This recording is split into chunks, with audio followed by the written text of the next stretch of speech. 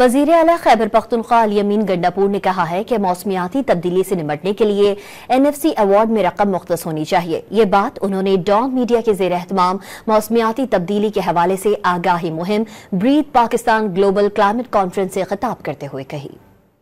Since 2017, in Pakhtunkhwa till now, we have spent more than 675 billion rupees to improve and increase our forest area. The international standard is 25%, but Alhamdulillah, Pakhtunkhwa is right now 26%. It means that we have achieved the international standards and we are above it.